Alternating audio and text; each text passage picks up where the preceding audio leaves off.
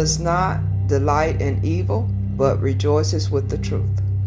It does not celebrate when others are mistreated or injustice occur, but wants the truth to be known to all people. Nobody gets away with wrong forever. Love is to rejoice when someone else is blessed, accomplish a goal, get a job, get married. Love rejoices in these things. Philippians 4:8 tells us, finally, brethren, whatever things are true, whatever things are noble, whatever things are just, whatever things are pure, whatever things are lovely, whatever things are of good report, if there be any virtue, if there be anything praiseworthy, meditate on these things. Love, it always protects, always trusts, always hopes, always perseveres. 1 Corinthians 13:7 in the Amplified Version says it best, love bears up under anything and everything that comes. It is ever ready to believe the best in every person. Its hopes are faithless under all circumstances, and it endures everything. Beloved, this is the type of love that God has for us, and the type of love we should have for each other. When we have the love of Christ in you, it is demonstrated by how we treat others, period. Do we always get it right? Of course not. Thank God for His faithfulness towards us. If you go back and read 1 Corinthians chapter 13, verses 1 through 3, it tells us, if you speak in the tongues of men and angels, if you can tell fortunes and prophesy, have enough faith to move a mountain, if I give all I have to the poor, and my body to hard labor, we can do all these things. But if I have not love, I have nothing. Love never fails, but where there are prophecies, they will cease. Where there are tongues, they will be stilled. Where there is knowledge, it will pass away.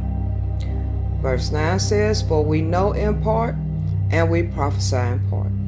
This is because we will not understand God's plan for our life even if He told us. And some of us would try to skip some steps. But verse 10 says, but when completeness comes, what is in part disappears. God is completeness, and He will make what we know in part complete.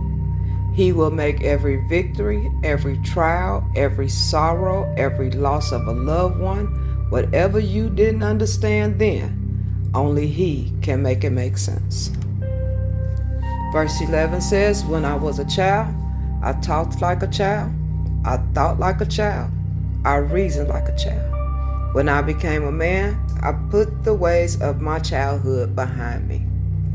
I have told people, just because you turn 18 does not make you grown, or because you are old in age does not make you mature.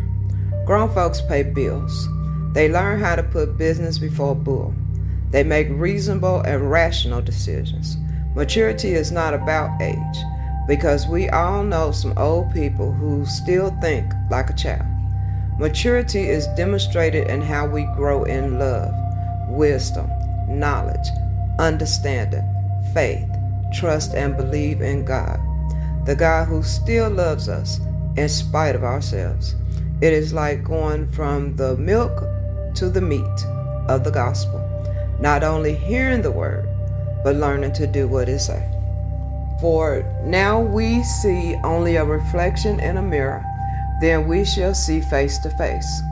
Now I know in part, then I shall know fully, even as I am fully known by God. Looking at your life is like looking at a puzzle that you can't figure out. Why did I do this? Or why that? Why did this or that have to happen? But when completeness comes, hallelujah, He will make it all make sense. Man see what you do, but only God knows why you did it.